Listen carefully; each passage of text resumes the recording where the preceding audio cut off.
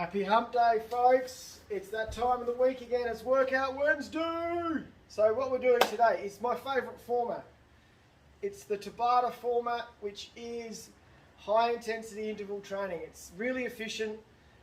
It is intense, but we get so much benefit. And it's the way it works, for those who don't know, it's just 20 seconds work, 10 seconds rest, and you do 8 sets. So 8 repeats. So a block all up takes 4 minutes, and then we have a 1 or a 2 minute rest, and then we go on to our next exercise. So we're just going to focus on one exercise per block. So you just do the same movement for 20 seconds with a 10-second rest, 8 times. And then the way I want you to score this, to keep yourself accountable and to really challenge yourself on your fitness, is what you do is you count how many reps you can do. So I usually set out in my first round or my first set of it's a steady, consistent pace. It's not fast, it's not sprinting, but it's definitely, I'm not pausing, I'm continually moving, and I'll count how many reps I can do in that first set, and then I'll try and hit that number every set for the ones coming after, for all 8 sets. So that's how I want you to score it. Your score is your lowest amount of reps per set for the block of 8 sets.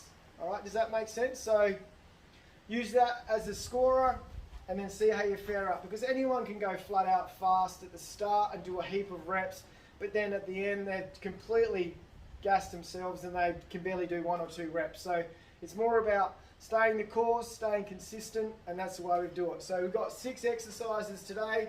I'll go through them quickly now. I'll just do 2 or 3 reps of each.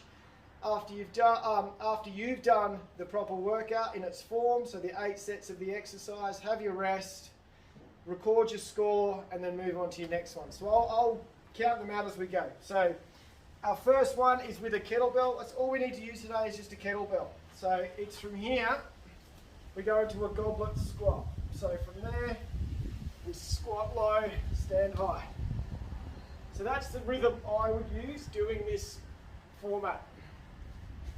So you probably look at about 14 to 16 reps in the 20 seconds at that rate, and then sustain. Then we have push-ups. So our push-ups we want to do on our toes, is all of them on the toes if we can. So from there, long, strong, control. We want to get at least 90 degrees at the elbows. So the recommended target there would be 10 to maybe 12. 12's tough for all 8. But see how you go with 10 as a minimum. The next one is you can either do it with a single kettlebell, you can use 2, but we're doing a static lunge, so it looks like that. So you can either do it, so we're just going up and down on the same leg. So side on, it's like that. So just remember, pull your shoulder back. So you do one side for 20, next set you do the other side.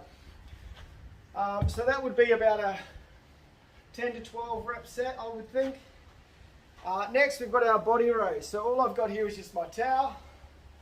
It's just an old bathroom towel. I don't think we need it anymore.